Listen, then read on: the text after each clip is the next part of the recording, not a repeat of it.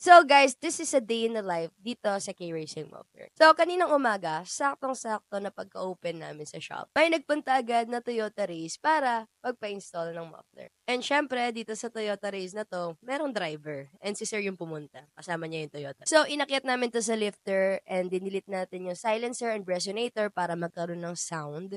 Kasi again, if you don't delete this, itong resonator, tas yung silencer, hindi magkakaroon ng sound yan kahit ilang muffler pa yung isa. Pero dito sa Toyota Race na to, nag-soundcheck kami ng halos 8 mufflers. And ang nagustuhan ng tunog nito ni Sir para sa kanyang Toyota Race is itong HKS Black Titanium Free Flow Muffler. And sabi niya, compared daw sa ibang muffler, mas buo at malakas yung sound. Kaya yun nga yung napili niya. So, habang ang kinakabit tong muffler ni Sir, excited na nga siya para marinig yung kakalabasan ng naka-weld na yung muffler dun sa mismong car. So, ayan, nung kinabit natin, satisfied naman si Sir dun sa kanalabasan ng sound ng exhaust niya. Yowns! Nice one. So, after nun, bago magtanghali, may dumating naman na naka-Toyota Revo. And pumunta si Sir dito para magpakabit ng K-Racing Original Free Flow Muffler. And after lunch, may dumating din na isa pa namin nakausap sa page. Ang gusto ipakabit ni Sir is itong KRO Oval Tip Chambered Muffler. Naghanap si Sir ng tunog pogi lang, yung sakto lang yung sounds, kaya ito yung napili niya. And actually, last week pa nag-i-inquire to si Sir, pero hindi siya matuloy-tuloy umalis kasi hindi pa daw siya nakakaluwas galing sa province niya. Kaya nung nakaluwas na si Sir doon sa province niya,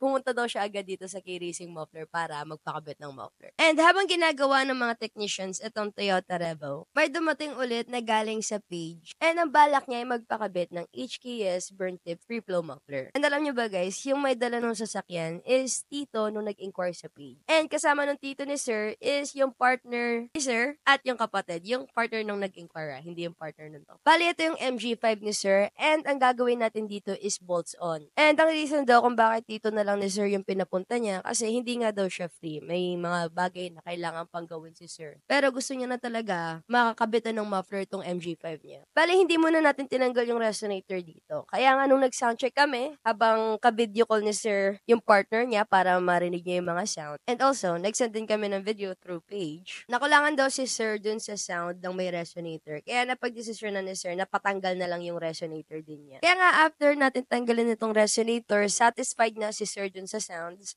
And yung partner nga ni Sir is napakwento na even pala, itong motor ni Sir, malakas din yung sound.